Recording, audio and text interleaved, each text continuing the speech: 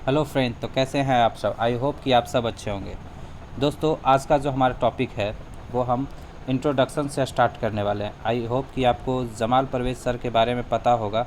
पहले आप देख लीजिए, ये जो बुक हम स्टार्ट करने वाले हैं, द गाइड इंग्लिश ग्रामर, और ये जो लिखे हैं वो एमडी जमाल परवेज़, जो पटना में पढ़ाते हैं।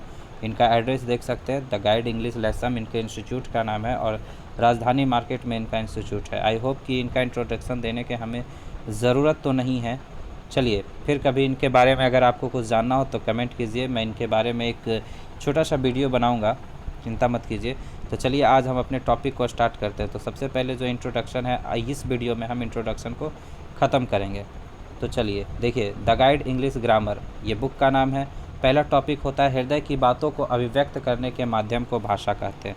मतलब आप इंग्लिश पढ़ रहे हैं और इंग्लिश एक भाषा है, तो पहले सबसे पहले आपको जानना चाहिए कि भाषा होता क्या है।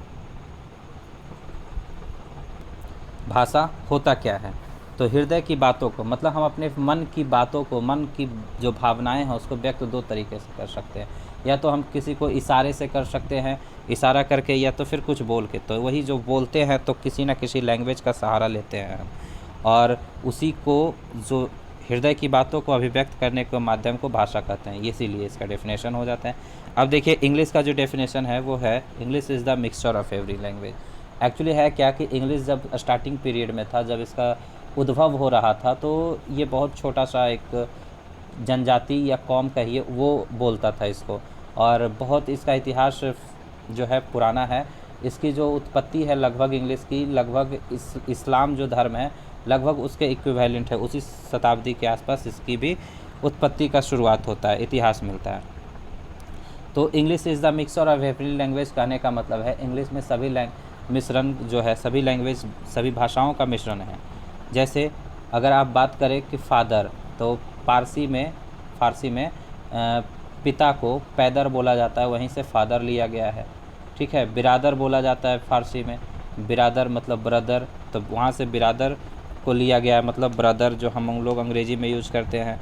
मात्र जो मदर हम लोग का संस्कृत से लिया गया है। तो इस तरीके से कई ऐसे चीज़ है, जैसे नियर भी हमारे यहाँ से लिया गया है, तो नियर हो गया नज़दीक। तो इस तरीके से हर भाषाओं से जो वर्ड है इंग्लिश में इंक्लूड किया गया, इसीलिए इंग्लिश को बोला जाता है English is the mixture of every language.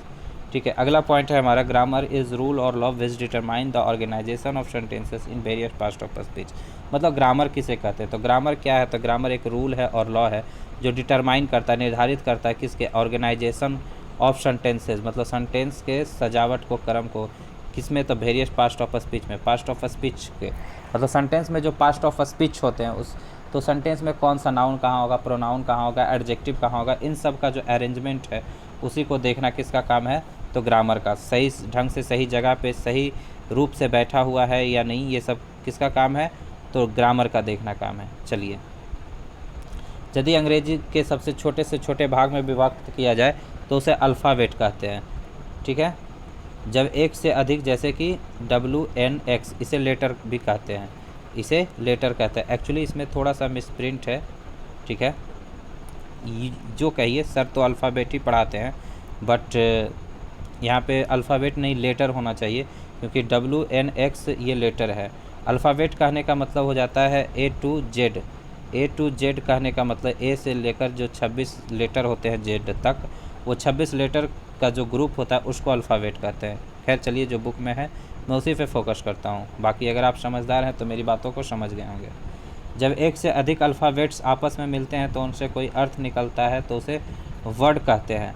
Actually यहाँ पे भी देखिए, अल्फ़ाबेट्स कहने का मतलब हो जाता है भाषाएँ। अल्फ़ाबेट एक सिंगुलर वर्ड है, अल्फ़ाबेट्स का कभी प्लूरल नहीं होता है। यहाँ पे भी अल्फ़ाबेट के जगह पे लेटर्स होता। ठीक है। जब लेटर्स, एक से दो लेटर या तीन लेटर आपस में मिलते हैं, एक से अधिक लेटर आपस में मिलते हैं, तो उसे वर्ड बनता है। जैसे बी कैट लव, यहाँ पे आप देख रहे होंगे BWECATLOV। इस तरीके से यहाँ पे 4 लेटर, यहाँ पे 3 लेटर, यहाँ पे 2 लेटर मिले हैं। ठीक है। तो यहाँ पे आप लेटर्स कर सकते हैं। क्लियर? चलिए, एक से अधिक वर्ड आपस में मिलते हैं तो उनसे कोई अर्थ निकलता है तो उसे सेंटेंस कहते हैं। ठीक है। जब वर्ड एक से अधिक आपस में मिलेंगे और उनसे कोई अर्थ निकलेगा, मीनिंगफुल होना चाहिए, तो उसे सेंटेंस कहेंगे। वाक्य के 3 प्रमुख भाग होते हैं। जब सेंटेंस बन जाता है तो हम सेंटेंस को 3 भाग में डिवाइड करते हैं, सब्जेक्ट, वर्ब और ऑब्जेक्ट। सब्जेक्ट किसे कहते हैं? तो सब्जेक्ट जिस के विषय में बात करते हैं। सब्जेक्ट कौन होता है? तो हम जिसके विषय में बात करते हैं या जो कार्य करने वाला होता है उसे सब्जेक्ट कहते हैं। जैसे इंडिया के विषय में यहाँ पे हम बात कर रहे हैं, यहाँ पे राम क्या है? काम करने वाला। कैसे? देखिए, India is the best, India अच्छा है, सबसे अच्छा है, तो इंडिया इज़ द बेस्ट, सबसे अच्छा है। राम किल्ड रावण, राम ने यहाँ पे रावण को मारा है, तो मतलब राम यहाँ पे काम करने वाला हो गया। यहाँ चर्चा का विषय कौन हो गया? जिसके बारे में बात कर रहे हैं वो इंडिया हो गया। चलिए आगे देखते हैं। वर्ब, जिस शब्द से किसी कार्य के होने या करने का बोध हो उसे वर्ब कहते हैं। मतलब जिस शब्द से कोई पता चले कि कोई एक्शन हो रहा है।